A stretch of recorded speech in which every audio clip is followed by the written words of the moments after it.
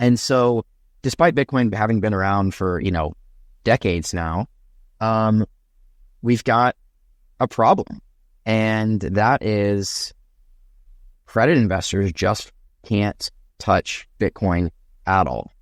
So the convertible bonds were that strategy issued were the very first credit instruments of any kind that traditional investors were able to access. But the convertible bond market is fairly niche. There's about 100, maybe 150 players there. It's this like crossover equity debt instrument. And so Saylor's ultimate goal is to continue taking steps to push into that credit realm. And the ultimate goal is a AAA rating where they can issue, 30-year corporate bonds at, maybe a 200 basis point spread to the 30-year treasury rate. But obviously there's like many steps that have to be taken to get there.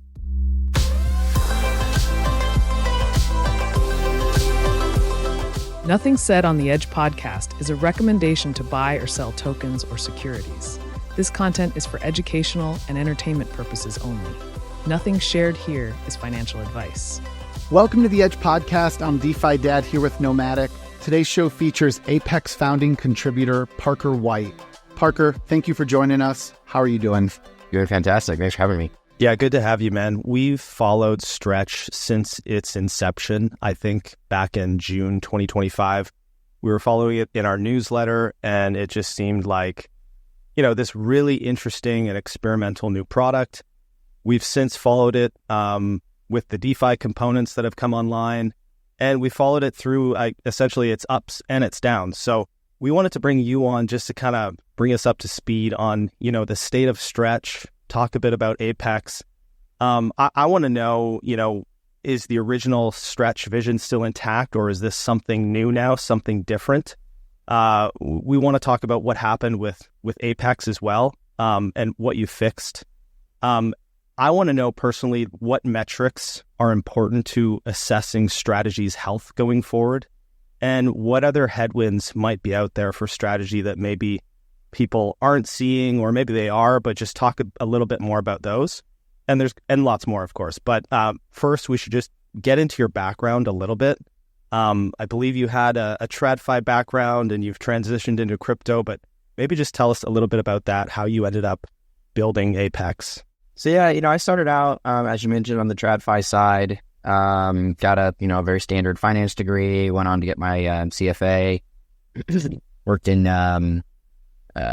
as a portfolio manager at about a $2 billion investment firm, mostly doing like fixed income trading. So short-term stuff, commercial paper, agencies, taxable munis. We managed money for a lot of governmental entities. So did that for a couple of years and then got into crypto in 2017.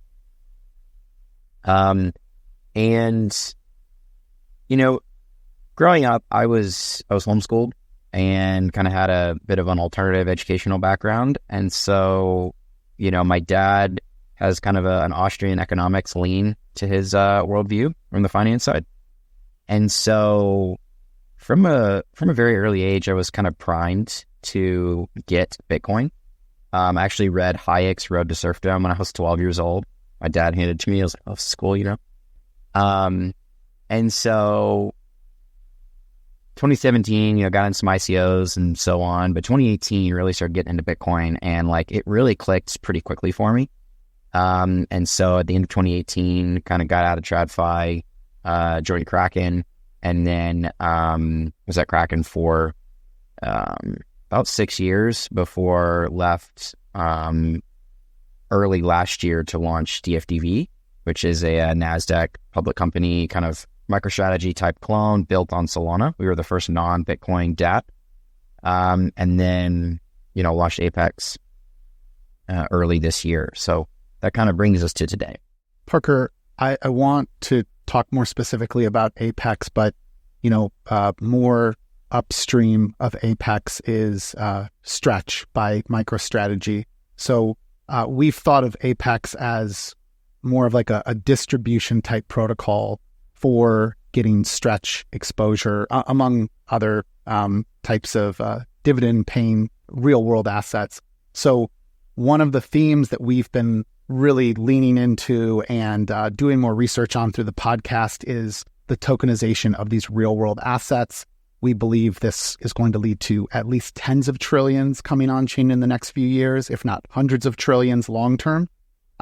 One of those early examples is this ability to get exposure to Stretch. So anyways, can you explain to our audience, just maybe summarize, like, what is the offering that is Stretch? Why did Saylor and the team at MicroStrategy create this offering?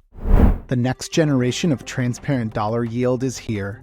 Axis brings you 8 years of institutional experience providing global liquidity, generating durable returns. By synchronizing prices and liquidity worldwide, Axis captures delta-neutral opportunities without directional risk. Deposit into Axis to improve global liquidity and earn 10 to 20% net APY. Axis is launching now on Ethereum. Visit axis.to. Crypto is perfect for insurance because our product is a promise to pay coupled with proof that we can pay. On-chain capital is going to find its way to real-world risks. In DeFi, yield shouldn't come from chasing dashboards or timing markets. KPK runs non-custodial vaults and on-chain funds built for stable, risk-adjusted returns. Capital is allocated across curated strategies and managed by automated agents that act within seconds under predefined controls. No custody, no manual intervention, just disciplined execution on-chain.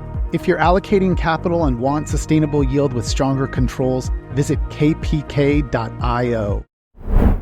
Yeah, so, funny enough, I was, when Jack Mallers announced their new product yesterday, and I was just reading through the comments on the tweet, and people were like, why is the rate so high? And Jack was like, it's really hard to find people to lend money against Bitcoin. And I was just like, ta-da, like, this is why Stretch exists.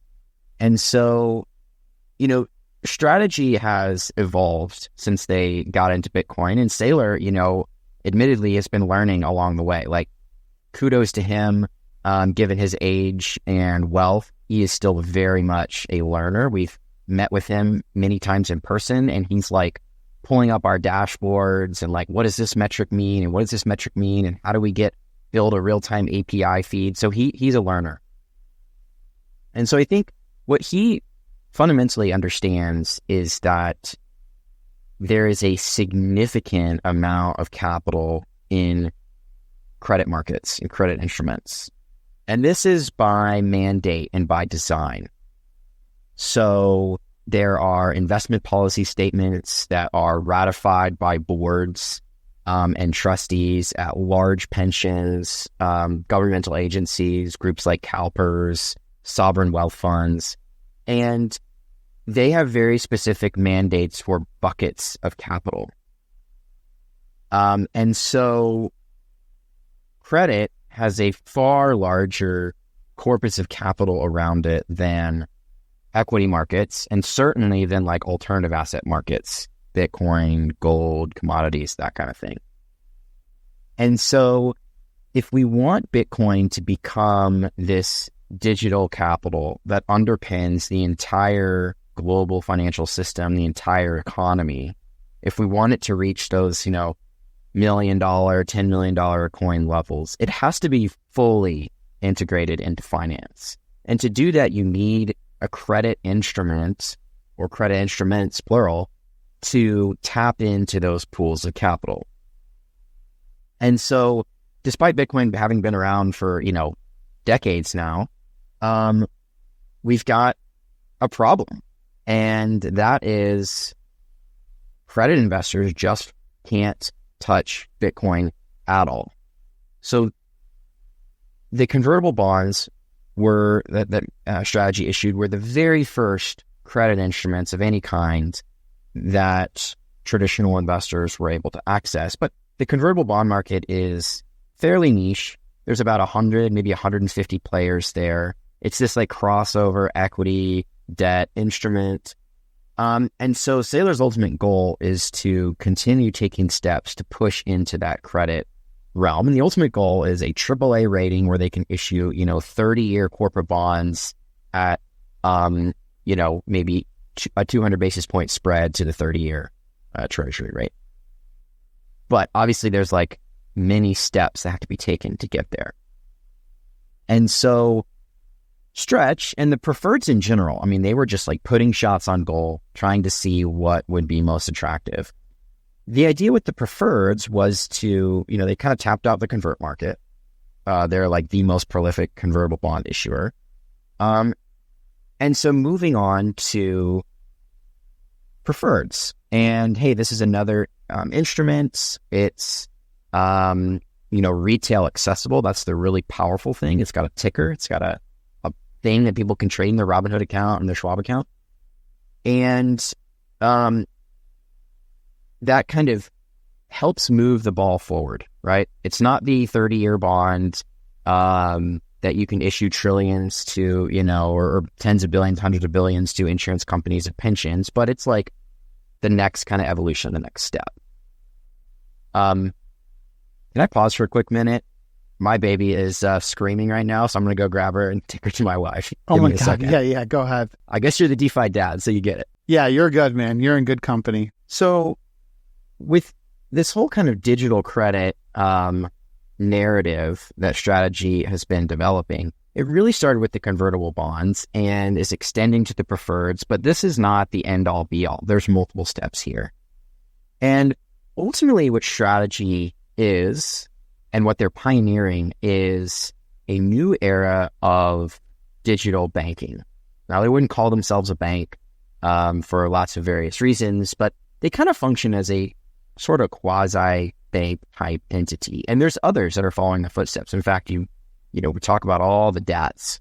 So you've got many large DATs, some on Bitcoin, some on ETH, some on Solana, a few others, and some other assets. And this is ultimately going to be the cohort of entities that bring credit instruments backed by Bitcoin and a few of the other major digital assets to the credit market. And so Stretch was just kind of this first step, or maybe you could call it a second step. And it'll, I think always be around, and it's going to grow significantly. But I think there's going to be, future products, future iterations to kind of build out the entire credit stack for Strategy. And then eventually many other companies that are going to follow in the footsteps and put their own flavors and spin on it. Yeah, I think that's an interesting way to view it. And I hadn't thought about it this way, but when you kind of map out, the convertible debt into some of these other preferreds that he started with, and then into Stretch, it's very conceivable to think that there's another iteration coming that might even have more product market fit than Stretch. I hadn't thought about it that way, but I want to speak to Stretch alone here for a minute, because I feel like it was pitched as a more low volatility instrument that should trade close to par, close to this $100 mark. It was never, advertised as this will always be at 100, but small deviations were sort of built into the product. And I think, the product knowledge of people that were buying into it. But this past month or so, we've had pretty massive deviations. And I think there's a big cohort of people that maybe bought into it that are feeling like, well, this isn't what I thought. But I want to ask you kind of, do you think the original vision of Stretch is sort of dead or completely broken? Or do you think Stretch has just evolved into something different that will be, more volatile than I think people originally thought? Yeah, I think, and Saylor, I was looking at some of the marketing pieces. I think he put this well, and I can't remember if this is an interview or what, but he mentioned something about 6 to 12 months. Hey, park cash that you might need in 6 to 12 months into Stretch. And so that's very different than a money market cash they might need tomorrow, right? And so, if you look at the chart, Stretch has had a few other drawdowns. So this is certainly the deepest and certainly the longest, but it's only been about a month and a half, somewhere around there. So I think, to say that the narrative is dead, we'd really need to see, 6 to 12 months of Stretch trading below, let's call it 98 or 99 or something like that. And I think, SATA is a great example of hey, it, went below par, but it's kind of, It's not back to par yet, but it's at 97, 98, somewhere around there. And so, I think it's a little early to say that it's dead, right? I think investors may have erroneously thought that like it's always going to trade right at par, and if there's any kind of drop, it's just going to like return to par within a couple days or a week, like it's done historically. But I think this is always designed to have some volatility built in, and this is a little bit of a deeper drawdown, or it's the deepest and the longest that we've seen historically. But again, I think let's wait a couple months to start to cast judgment, start to say the narrative is dead. And it's really early days for this product. And I think if people had gone into it eyes wide open, understanding that like, hey, this could drop below par for a 6-month period, no one would be upset. But it's like this thing hasn't even been around for a year, or I guess it's like right at the 1-year anniversary. And so it's so new that people went in with maybe some wrong expectations. Admittedly, maybe strategy gave them some slightly wrong expectations. I mean, if you read the fine print on all the things, like you would be good, but like who reads the fine print, right? Like people are just going to listen to the things that Saylor says. Hey, it's like a money market, or something like, well, it's kind of like a money market, but it's also got some very important differences from a money market. So like, I think the strategy marketing could be tweaked around it. But, I think ultimately the product remains. I don't think a whole lot has changed in terms of design and the structure. And I think some of this is just a symptom of like the bear market. And we may look back and be like, yep, this was the bottom. Like the stretch panic was the bottom of the bear market. Maybe not, but like that would be the type of event that you would expect a bottom to have. Some type of crazy breakage of a product. Last time it was FTX or Luna. This time it's like, oh, this thing, it didn't break, but it like certainly stretched, right? Bent.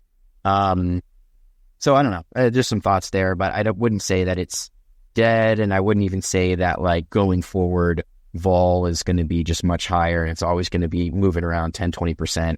I think it can get back to par and trade closer to par in the future. It just might take a little bit of time. Apyx itself is clearly tied to Stretch as an offering. Can you explain at a high level what it is that Apyx does? What's the solution that it brings to the market? But what's the innovation that it's bringing to the DeFi space? So ultimately, Apyx, it's kind of in our name, apyX, right? So APY, we are a yield-focused platform. And, the first product that we launched was based on, and our flagship product is based on these variable rate non-convertible preferreds. So we hold Stretch, we have held SATA in the past, we intend to hold more SATA in the future. And we believe most of the major DATs will ultimately issue a variable rate non-convertible preferred. I know Bitmine did their recent one, fixed rate, but like it's not really trading much. I think they'll eventually do one of these variable rate ones. And so, we'll hold this basket. And we've designed this product in a very crypto native, crypto friendly way. So a lot of the RWA tokenization platforms, they just take the asset and then just stick it on chain. And sometimes they do it in a permissionless manner, but most of the time they do it with like some KYC whitelist procedure, which really limits the usability. But what we did was say, okay, let's take what crypto knows and loves, things like the 2-token model, things like points, and there'll be more things that will add on to that. But let's bring that to basically package these RWAs, package, in this case, the variable rate non-convertible preferreds, into a packaging that crypto knows and understands, and let's bring that to market. And I think the reason we had a lot of product market fit early on, we added like 400 million assets in like a month and a half, was because, first off, of course, digital credit and Stretch was just, really hot. But I think even at a more fundamental level, the yield sources in crypto to date have, for the most part, been very opaque. So you've had things like the basis trade and Athena, which it's like, what are they actually doing? We get these balance snapshots, but they're like self-attested. There's no auditor. Tether famously like sort of has now audits, but it's like not really full audits. Then these other like alternative forms of yield, things like reinsurance, private credit, it's like opaque, sometimes illiquid. And so that's kind of the antithesis of the crypto ethos. And so for us, we're like, hey, we can take fully liquid assets, put a dashboard around it, put them on chain in a package that, crypto users know and love, and provide a pretty interesting alternative to some of these other, stable coins that maybe are illiquid or, opaque, that kind of thing. But going forward, we're not just going to be a single product, single asset issuer or platform. There's many other flavors of digital credit that would be interesting to folks. So maybe things that have more cash in the mix, maybe things that actually have leverage built into the mix. And then there's going to be other assets that people are interested in getting access to. And so as you see this convergence of TradFi and DeFi, there's going to be this bridge that needs to be built, and there's lots of builders on the bridge. We've partnered with xStocks quite a bit.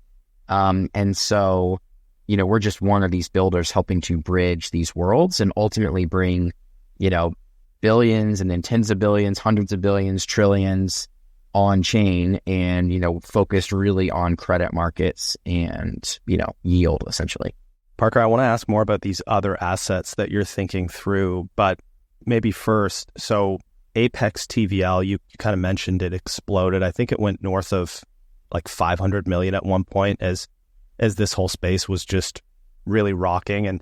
And to your point, it's like, yields have been drying up, crypto native yields, and the space has been looking for other yield sources, right? And you've mentioned the RWAs, like the private credit stuff, and Stretch was one of those. But yeah, we had this sort of meteoric rise, and then we had this depeg in the Stretch product, and obviously that filtered through to the other on-chain Stretch products. Walk us through sort of what happened there, what under the hood wasn't working properly for Apex, and any other mechanisms you've changed or improved since going through this period. So, in the early days, when we launched, we always understood that like Stretch could have these depegs, but we kind of thought, hey, this might be a bit of a problem in, 6 months or longer. And so we have a little bit of time to build out the infrastructure around, the mint and redeem and the market making and all of that to help keep the underlying basket and the market price of apyxUSD kind of tethered. And obviously there's a big challenge there that all RWAs deal with, which is the mismatch in liquidity, right? So if you've got a stock, SpaceX, X stock or any other tokenized SpaceX, for example, only trades on the NASDAQ, right? And that's 8 hours a day, or whatever, 7.5 hours a day. So the problem is crypto's 24/7, 365. And so how do you handle mint and redeem on the weekends, overnight? And so we've, as Stretch started to come down, we really pivoted our engineering focus to solve a lot of these problems now. And so we've kind of pushed off some of the new chain expansion, new ecosystem expansion, new product launches, and really focused on the operational resiliency. So redundancy around market making, ability to make markets overnight, onboarding a significant number of new market making partners. Platforms like Lighter and Hyperliquid now offer Stretch perps, which is fantastic. It's great for hedging. And, our partnership with xStocks has allowed us to do, in a few cases, in-kind redemptions. So someone gives us apyxUSD and we actually just give them Stretch X. So that kind of eliminates the price risk for us. So a bunch of things there that we're doing. And I think you've seen noticeable improvements in the deviation of the Apex or apyxUSD market price from the underlying value, including on the weekends. But in the early days, that wasn't fully there. So I think that's the biggest area of focus and improvement. Some clarifications too in some of our definitions, in the dashboard, in the marketing, a couple other things that we're still working on. But I'd say, maybe 75% of the work has been done. And we have a couple more releases over the next couple of weeks that will, get us to that 95, 100% level of operational resiliency. And so then we'll be getting back to expanding new chains, new products, and that kind of thing. Parker, I have more questions for you about Apex, but I just keep going back to Stretch. I always think it's not possible for I think Apex to fully realize its vision without, Stretch trading closer to par, regaining confidence from investors in the market. Maybe it would be good just to talk about what options do you see MicroStrategy and Saylor having right now to get Stretch back to par? And then maybe more specifically, are there any metrics that we should be paying close attention to? Because again, my thinking is as Stretch gets closer and closer to par, that's clearly really good for Apex, because Apex, even though you could be adding more assets to back it in the future, to back apyUSD, for right now, Stretch is, makes up the bulk of that backing. And so, just trying to think backwards here, what needs to happen next on the MicroStrategy side for this situation to get better? Yeah, so I think, the Strive team has really laid out a pretty interesting roadmap.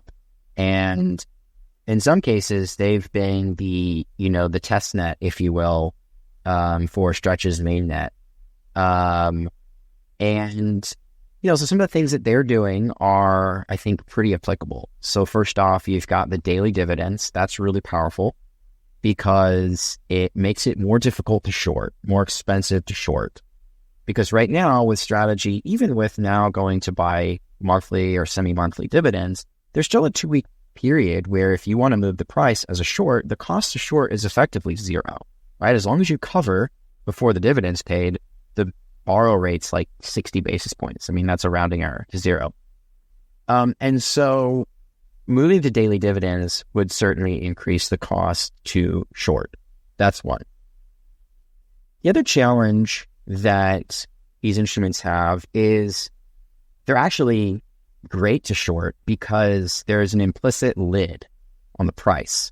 So the companies are just going to floor the ATM right at 100. They're going to sell as much as possible at 100. So if you're a short, that's your max downside. If you knew for a fact, flipping it the other way, if you knew for a fact that the U.S. government would buy all the Bitcoin at $61,000 a Bitcoin, all of it, well, yeah, I'm going to max lever long right above that because there's no way that it's ever going below that. So you kind of have that same situation with Stretch. So what Strive did was they said, all right, under abnormal market conditions, we won't run the ATM. And that's akin to the U.S. government stepping back and saying, hey, there might be some situations where we don't buy Bitcoin at 61. And it's oh, my levered long, I better not go too crazy here because it might drop below. And so as a short, injecting that uncertainty is another potential avenue. Now, the problem that Strategy has is they have a company call at 101. So they can buy all the notes back, or not the notes, the preferreds back at 101. So it should never trade above 101, even if they weren't running the ATM. Strive, though, has a much higher level. I think it's 120, might be 110. And so Strategy, in my view, should come out and say, yep, we're going to increase that company call level to 110 or 120. And there may be periods where we don't run the ATM and we let the price get up that high. Now that would insert some upside volatility.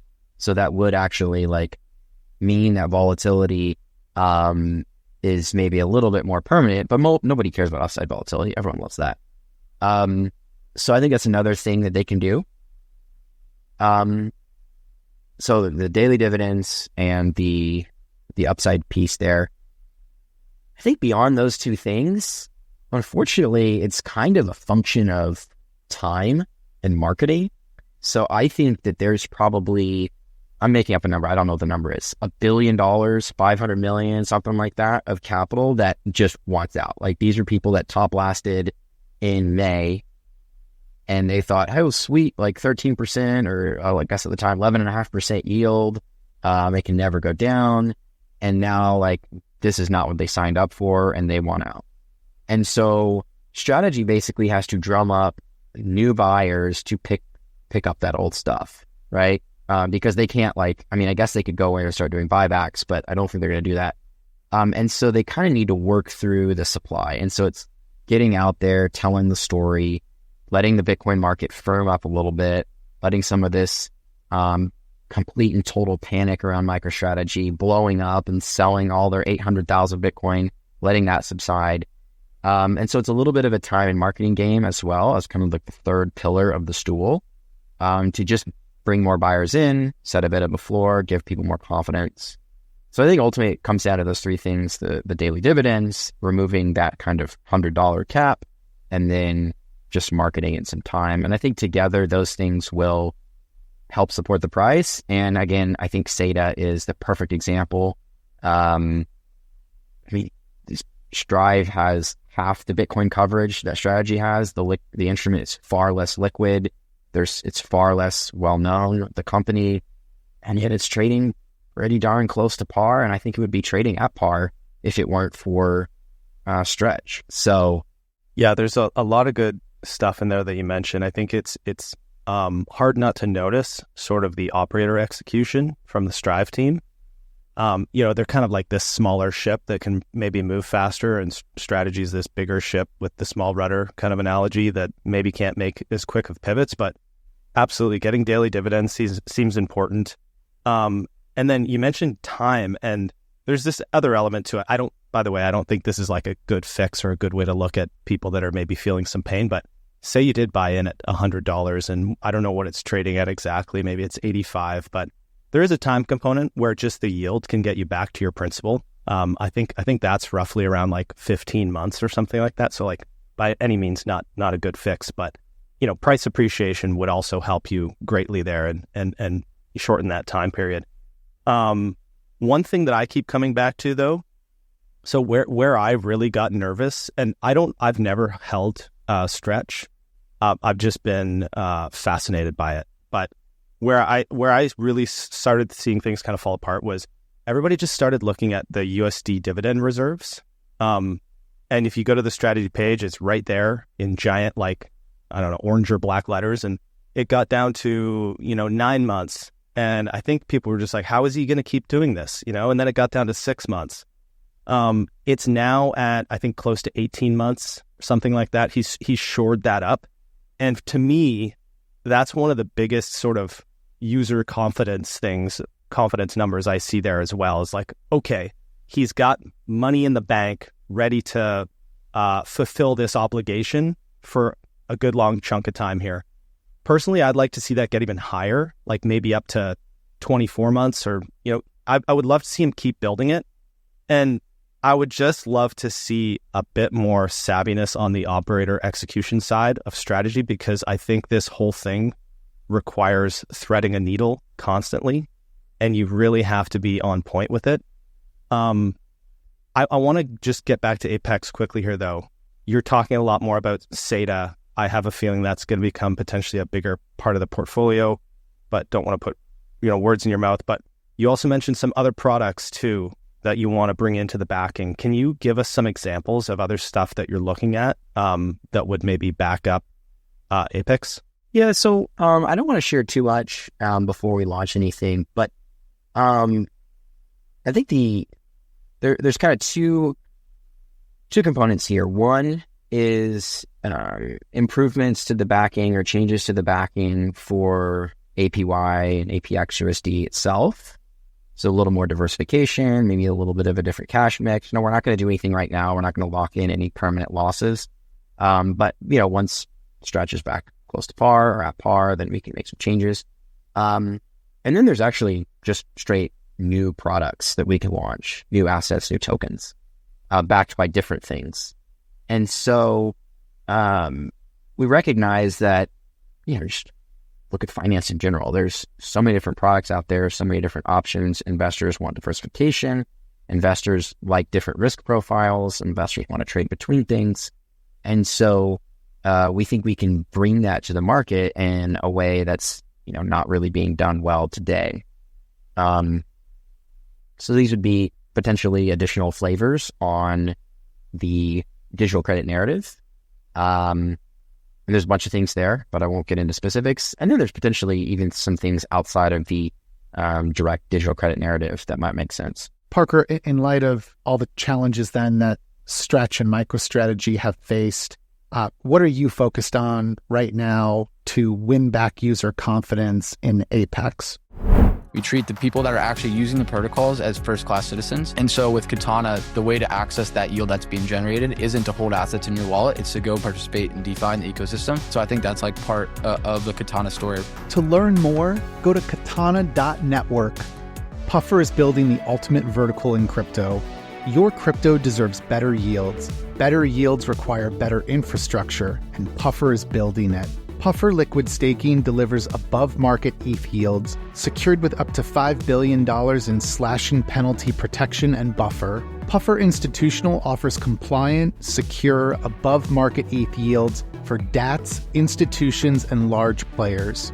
Puffer Unify is the first synchronously composable rollup, enabling the next generation of app chains on Ethereum with sub-10 millisecond transactions. Unify AVS enables pre-confirmations, making Ethereum validators more profitable and rollups more scalable. Puffer is premier infrastructure and yield for digital assets. Stake your ETH at app.puffer.fi. Yeah, so I think, we talked a little bit about this earlier, some of the operational improvements, but it's really around better explaining and providing transparency around how Apex is supposed to work. So improvements to the docs, improvements to the dashboard, case studies on how different facets work. How does the overnight liquidity work? How does the, redemption value versus the collateralization ratio work? How do all these things work together? And then execution against that. So, there were a few instances where overnight the price of APX traded a couple percent different from the underlying value, and that's not great. That's not what people expected. And so really shoring up a lot of these operational pieces, getting out there, continuing to tell the story, continuing to show that we are bullish on the space. It's like, top of the first inning in digital credit. And we think there's a long, long way to go. And so we're very bullish on this narrative. We're very excited. I think all of these things will help to build confidence. But ultimately, I think confidence is in large part a function of price and time. So the longer we're just around, we haven't broken, we haven't had a hack, we haven't just stopped posting, stopped doing interviews and gone away, whatever. Each month we do the attestations, with Wolf. Each month that we keep shipping new things, that builds confidence, that builds trust. And then on the other side, price, as Stretch returns to par, as Bitcoin starts to go up, as interest starts to come back into the space, I think that also will build confidence. So, it's a function of time and price. There's lots of things that we can do along the way, mostly on the time front, to really help build that confidence and trust. And, price will, I think, improve on its right time, next week, next month, next quarter, next year, you never know. And, we'll be here continuing to build, just like any project, continue to build through a bear market. And, this isn't our first or second or third bear market, so. And then Parker, just jumping back into strategy here, there's I saw a segment that you did with Laura Shin, and it was a really great little segment where she kind of walked through the convertible debt schedule, and there's sort of, some potential headwinds looming, kind of far outdated, starting, I think, somewhere in September 2027 and going into 2028.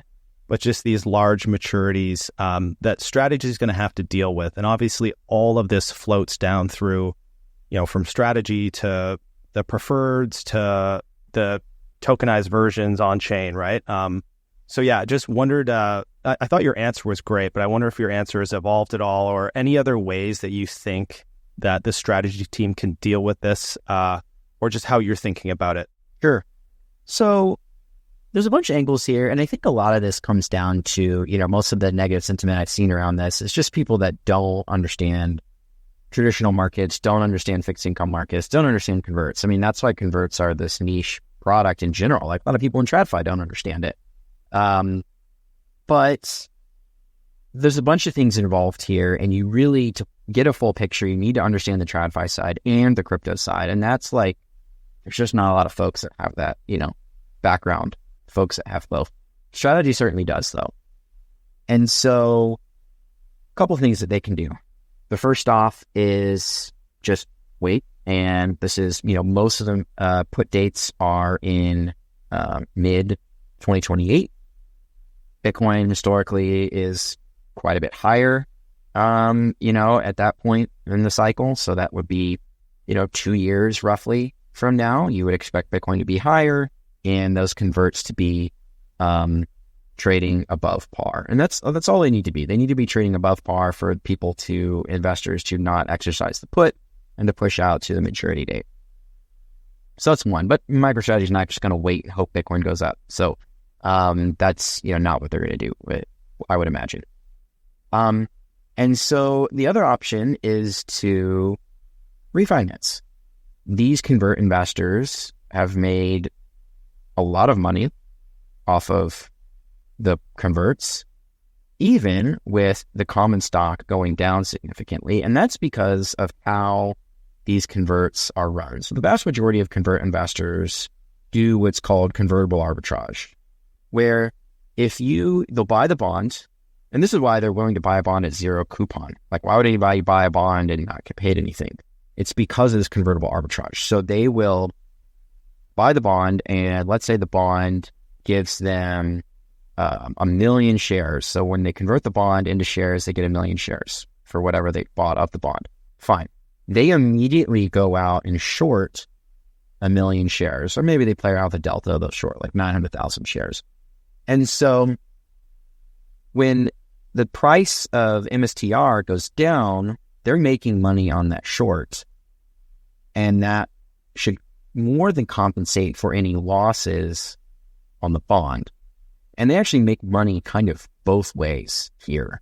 And so they're constantly adjusting their delta, but it's a delta neutral strategy that Jane Street is one of the largest convertible ARB funds. There's a number of other big ones though. And these guys are kind of agnostic to the price of the stock. It's helpful for them generally if it goes up maybe a little bit, but they make money in both directions. And it's a gamma play, effectively. It's a derivative of delta, basically, as a Greek. And so what MSTR, or what Strategy is doing, is they're selling off the volatility in their stock.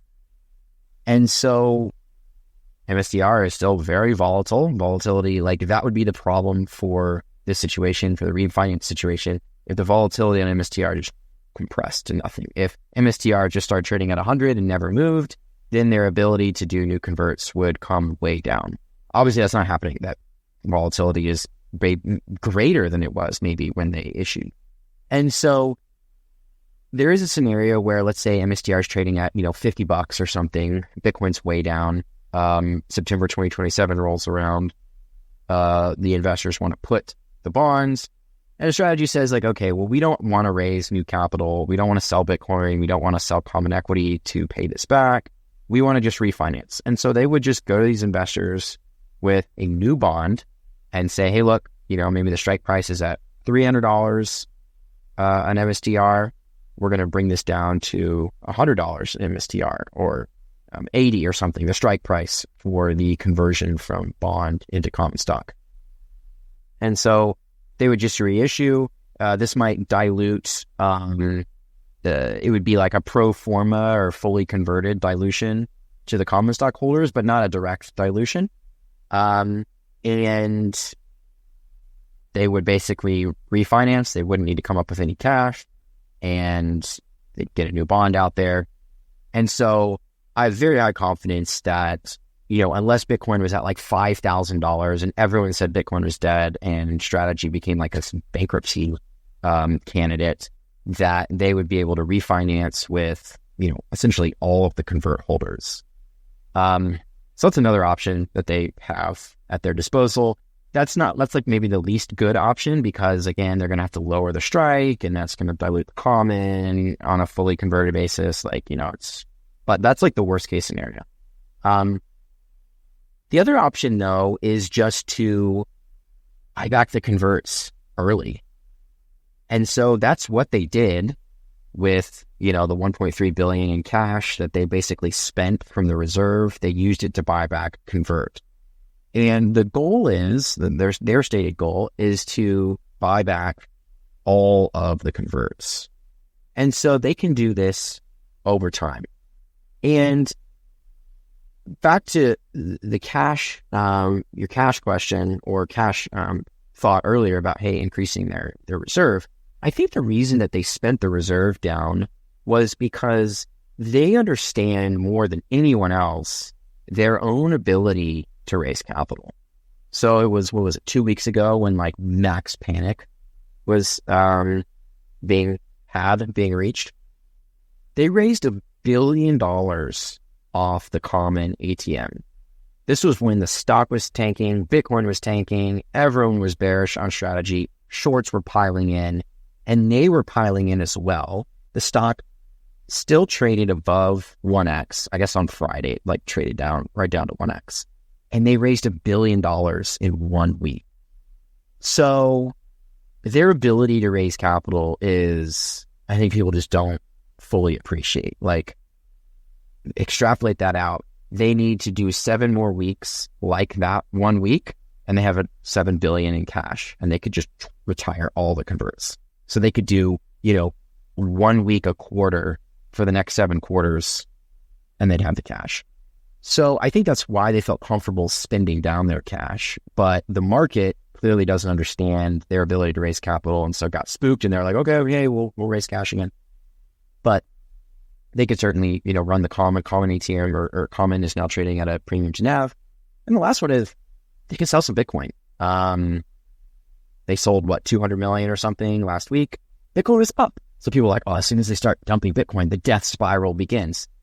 No, actually, they can sell Bitcoin, and Bitcoin actually just goes up. Some other points I like to make there is a couple weeks ago, there was a headline that I think it was like 2 point something billion, or maybe like 1.7 billion of IBIT traded in a single dark pool transaction. And so clearly, and look, I reached out to an OTC desk. We work with a lot of OTC desks. Just called them up. Hey, I want to sell $2 billion worth of Bitcoin right now. What's your quote? And they quoted me, it was like, I can't remember the exact number. It's like 2.5% off spot or something, or 2% off spot. It's like, all right, that's like daily deviation. But that was a live quote, executable quote. We would just deposit the Bitcoin to the OTC desk, and they just wire $2 billion over, poof, done. And so I think people just do not appreciate at all the ability for the Bitcoin market to handle the type of flows that MicroStrategy, could tap into to raise capital to address the converts. So they've got so many options at their disposal. I think this is entirely an investor confidence situation, maybe brought on by some shorts piling in, thinking they can make some money here and, breaking a product. But the Strategy, they can solve this problem in 6 different ways. It's just not an issue at all. It's just challenge of investor confidence. And that's always the biggest problem. It's like, how do you convince the hive mind to like not freak out, right? And that's what they're up against here. Yeah, that was all really well broken down. And that last piece just about human behavior and market confidence. You saw Saylor start to issue almost like forward guidance, right? He's almost having to like talk to the market ahead of time and telegraph some of these moves with like the 32 Bitcoin thing or whatever. He's like, we might sell some. And yeah, there's just a ton of SDS, Saylor derangement syndrome. There's always been with this guy. He's like a lightning rod for like polarization. People seem to love him or hate him. But again, I've brought this up many times on podcasts. Like since Saylor has been in the market, there's been a huge cohort of people just calling for his head. Like, hey, he's going to blow up. He's going to get liquidated. Always.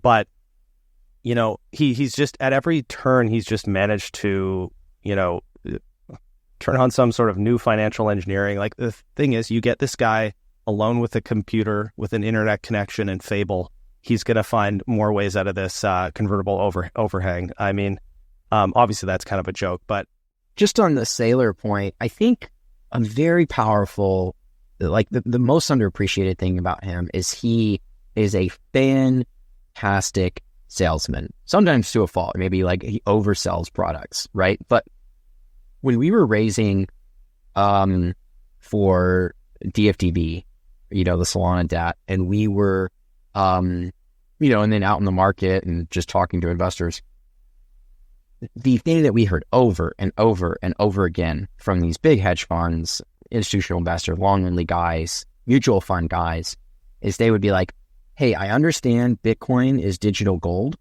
because of Saylor. And then they were like, explain this Solana thing or Solana thing or Solarium thing to me. But like, Saylor has done more to educate global financial system on Bitcoin than any other single human being in history. And I don't think that's going to stop all of a sudden. I think he likes it. I think he's energized by it. And there's still a lot of education that needs to be done.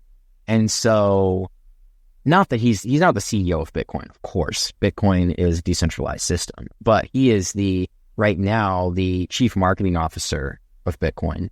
And I think like that's just, if you want to just set all the products aside, like you kind of just want to bet, if you want to bet on the people, like that's the type of bet you want to make. And maybe that's not an STRC bet, maybe that's a common stock bet, MSTR or, whatever. But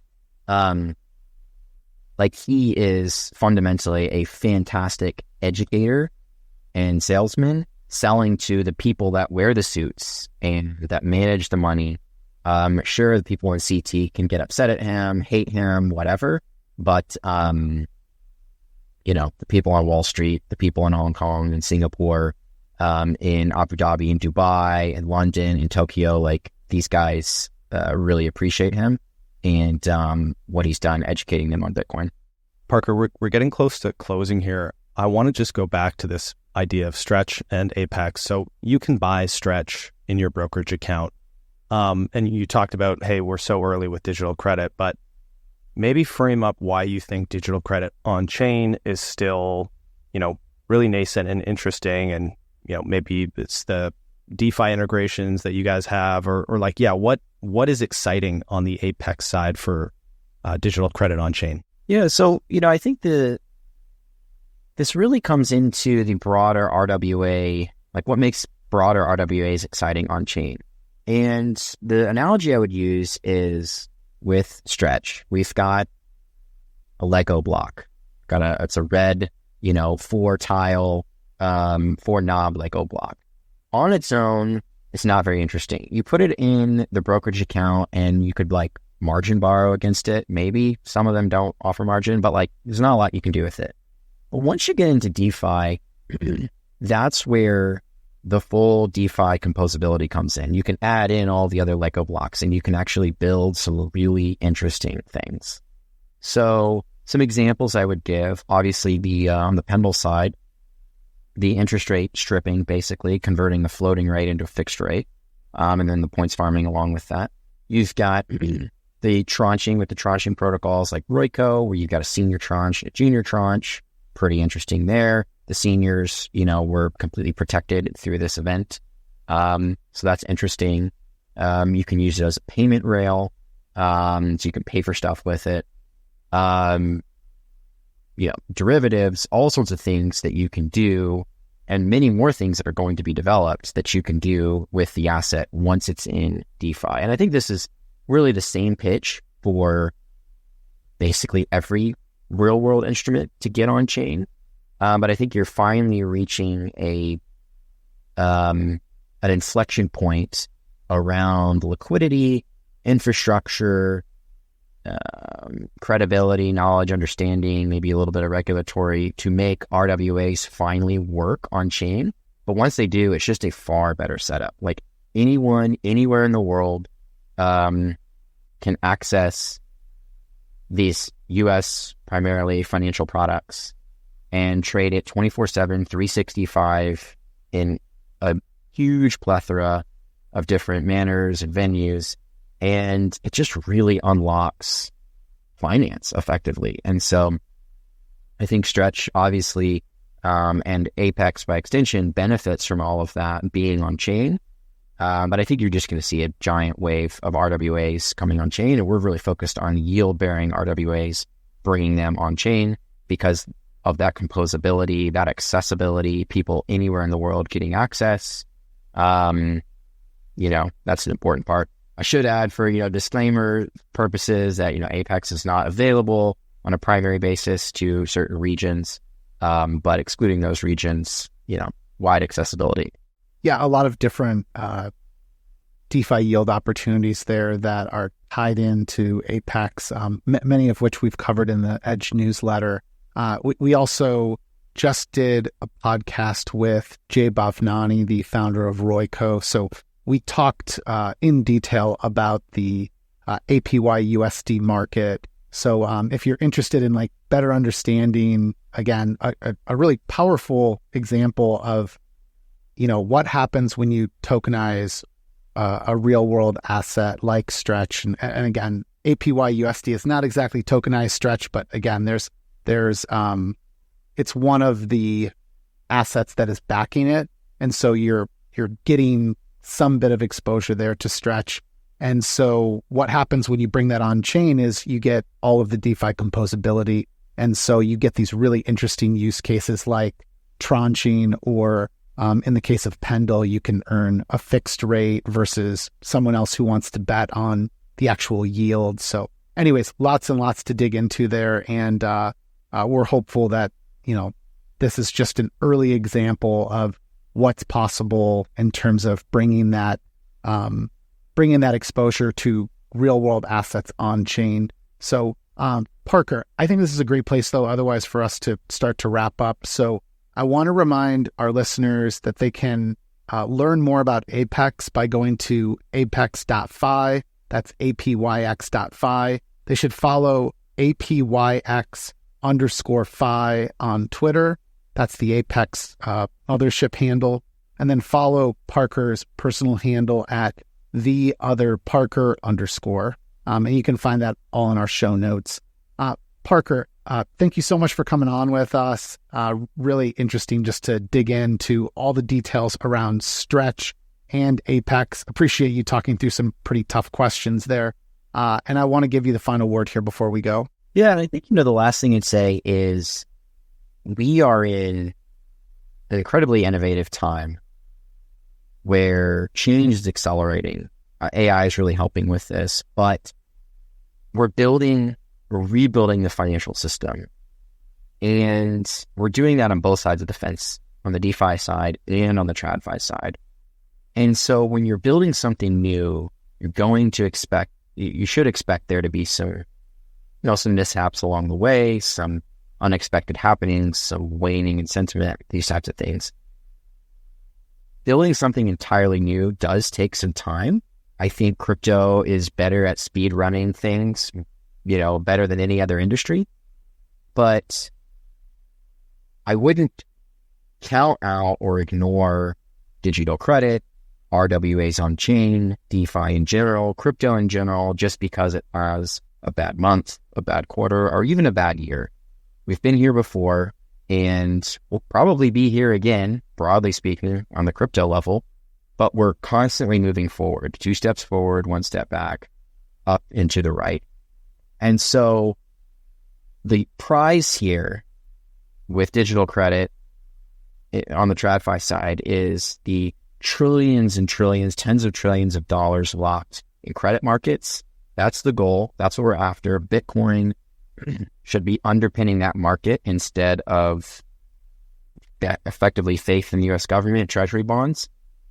And so this is going to take a little bit of time. It's not going to happen overnight, but this is where we're going collectively as a community. And then also bringing all these RWAs on chain is also where we're going as a community. And so this is going to take some time. And so if you're a builder in this space, or even if you're not a builder, just download Claude Code and start being a builder. There's so many new things that you can do on chain with these things. The tranching protocols are a great example, but there's going to be all these other primitives that are developed. And so now is the time to jump in and build these things. It's a bear market. It's a time when attention is kind of, the tide's gone up, attention is waning. And so jump in. If you've ever wanted to build something, grab Claude Code, grab Cursor, start writing, start building. There's so many cool things to get involved with here. And I think, man, the future is really, really bright over the next, let's call it, year or two into the next bull market for RWAs, for digital credit, for all this stuff happening on chain.